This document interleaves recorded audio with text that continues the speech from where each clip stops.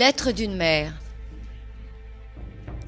Cher François, depuis longtemps je veux écrire cette lettre. Il m'arrive souvent au cours de la journée de penser à toi, aux choses que je voudrais te dire. Tout défile dans ma tête. Les idées sortent claires et abondantes, mais ça n'arrive jamais jusqu'à toi puisque je n'ai jamais pris un papier et un crayon pour te l'écrire. Voilà, aujourd'hui c'est le jour J. Je suis contente quand je reçois ton téléphone. Et dans ta voix, je sais tout de suite reconnaître quel François me parle. Le François inquiet, le François calme, le François nerveux, le François découragé, le François qui a hâte, le François prisonnier ou le François tout court. Mais c'est toujours bizarre pour moi de te savoir en prison. Une mère, j'imagine, ne voit jamais son enfant d'abord comme un criminel, mais bien comme son enfant. Et ce n'est pas naturel de parler à son enfant en prison.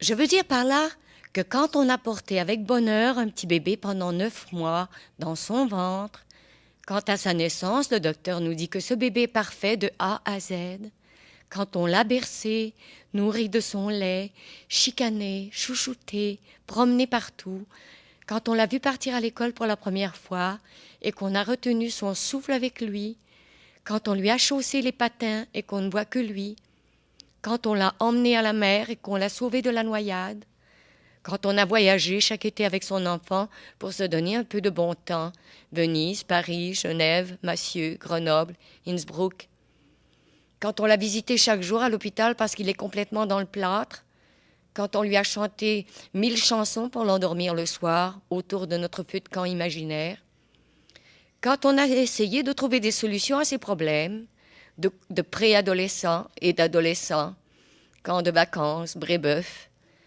quand on a vécu de si près avec lui de graves problèmes et qu'on a toujours gardé espoir, quand on a toujours refait la paix même après nos plus grandes querelles, quand de guerre lasse, on veut demander au juge de faire sortir notre enfant de chez nous, mais qu'à la dernière minute, on dit « OK, oubliez tout ça », parce qu'on veut essayer à nouveau.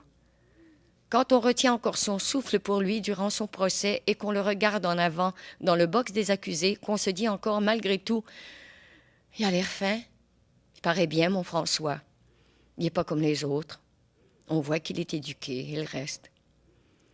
Quand on a eu des bons moments avec son enfant et quand on a vécu des moments très difficiles avec lui, les liens sont là et proportionnellement intenses avec toutes ces expériences.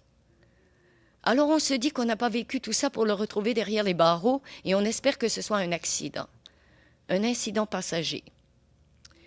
Et on se dit aussi, je me dis, que si ce n'est pas un accident, une erreur de jeunesse, comme disent ceux qui veulent m'encourager, si c'est un chemin que tu as délibérément choisi, ou si tu es mieux, si tu as eu la liberté de choisir ce chemin, tu as encore la liberté de choisir un autre chemin.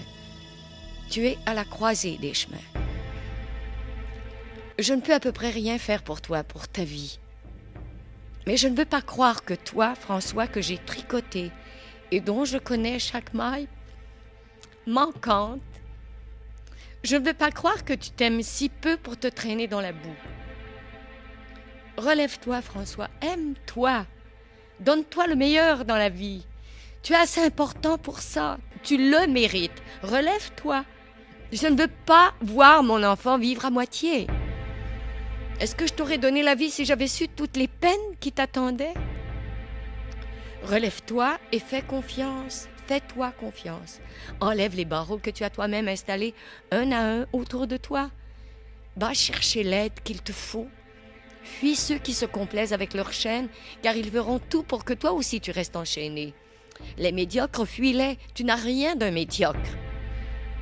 François, tu as reçu une bonne éducation, mais les épreuves de la vie t'ont perturbé. Il faut tourner une page maintenant. Fais un ménage dans tes sentiments, dans tes amis. Fais un bon ménage. Élimine tout ce qui t'empêche de grandir. Bonne journée, François. Je t'embrasse et je t'aime. Maman, de 14 juin 1988.